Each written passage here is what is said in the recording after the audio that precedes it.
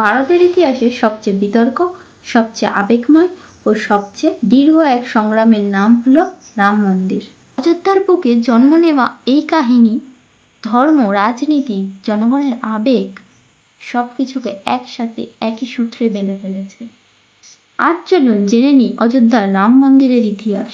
অনুযায়ী শ্রীরামের জন্ম এবং অযোধ্যা। হিন্দু ধর্মের মহাকাব্য রামায়ণ অনুযায়ী ভগবান শ্রীরাম ছিলেন রঘুবংশের রাজা দশরথ ও রানী কৌশল্যার পুত্র। শ্রী রামচন্দ্রের জন্ম হয়েছিল উত্তর ভারতের অযোধ্যা নগরীতে, যার প্রতি কোটি কোটি হিন্দুর আবেগ ও ভক্তি জড়িয়ে। আর এই জায়গাটি রামের জন্মভূমি বলা হয় এবং বহু পুরাণ ও লোকবিশ্বাসে রামের একটি মন্দিরও ছিল, যেখানে হাজার হাজার ভক্তরা পুজো দিতে আসতেন। মুঘল আমলে বাবরি মসজিদের প্রতিষ্ঠা। বাবরের আমলে ভারতবর্ষে মুঘল সাম্রাজ্যের সম্প্রসারণ চলেছিল। 1528 সালে বাবরের সেনাপতি মীর বাকি উত্তর ভারত অভিযানের পরিচালনার সময় অযোধ্যায় আসেন। ঐতিহাসিক মতে সে সময় মীর বাকি একটি বৃহৎ মসজিদ নির্মাণ করেন, যেটি পরবর্তীতে বাবরি মসজিদ নামে পরিচিত। বহু হিন্দু বিশ্বাস করেন এই বাবরি মসজিদ একটি হিন্দু মন্দির ধ্বংস করে বানানো হয়েছে, যেটি ছিল ভগবান রামচন্দ্রের জন্মভূমি। প্রথম বড় সংঘর্ষ হয় 1853 সালে, যখন হিন্দুরা দাবি করে এই স্থান রামের জন্মভূমি। ব্রিটিশ আমলে বিষয়টিকে সামাল দিতে স্থানটিকে ভাগ করে দেওয়া হয়। বলা হয় মুসলিমরা ভিতরে গিয়ে এবং হিন্দুরা বাইরে দাঁড়িয়ে প্রার্থনা করতে পারে। দ্বন্দ্বের সূচনা 1949 সালে হঠাৎ করে বাবরি মসজিদের ভিতরে পাওয়া যায় রামলালার মূর্তি। হিন্দুরা বলল এটি আলোর প্রকাশ, মুসলিমরা বলল এটি পরিকল্পিত ষড়যন্ত্র।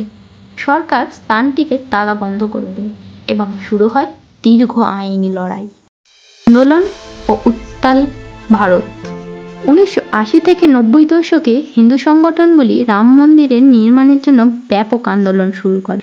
বিশ্ব হিন্দু পরিষদ এবং বিজেপি এই আন্দোলনের নেতৃত্ব দেয়। 1990 সালে লালকৃষ্ণ আদবানি রথযাত্রা শুরু করেন, যা সারা দেশে উত্তেজনা ছড়িয়ে দিয়েছিল।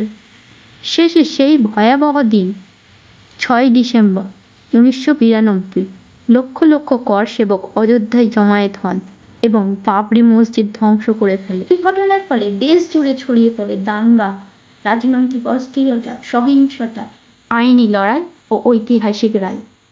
দীর্ঘ 70 বছর লড়াই শেষে 9 ডিসেম্বর 2019 ভারতের সুপ্রিম কোর্ট রায় দেয় রাম জন্মভূমি হিন্দুদের দেওয়া হবে এবং মুসলিম সম্প্রদায়কে 5 একর জমি দেওয়া হবে মসজিদ বানানোর জন্য। রাম মন্দির নির্মাণ ও উদ্বোধন 5ই আগস্ট 2020 প্রধানমন্ত্রী নরেন্দ্র মোদী অযোধ্যায় এসে রাম মন্দির নির্মাণের ভূমি পূজন করেন। এরপর শুরু হয় বিশাল কর্মযজ্ঞ। 22 জানুয়ারি 2024 সালে হয় প্রাণ প্রতিষ্ঠা। রামলালার নতুন মূর্তি প্রতিষ্ঠিত হয়। এই মন্দির শুধু একটি ধর্মীয় স্থান নয়, এটি হয়ে ওঠে ভারতের এক ঐতিহাসিক, সাংস্কৃতিক ও আত্মপরিচয়ের প্রতীক। যুগ যুগ ধরে যে স্থান নিয়ে আবেগের ঢেউ বয়ে গেছে, সেই স্থানে আজ মাথা উঁচু করে দাঁড়িয়ে আছে রাম মন্দির। এটি শুধু স্থাপনা নয়, কোটি কোটি মানুষের মনের আস্থা। শ্রীরাম যেন থাকেন সকলের হৃদয়ে শান্তি, ধৈর্য ও ন্যায়ের প্রতীক। এরকম আরো তথ্য পেতে চ্যানেলটি সাবস্ক্রাইব করে দিয়ে ফলো করে দিন।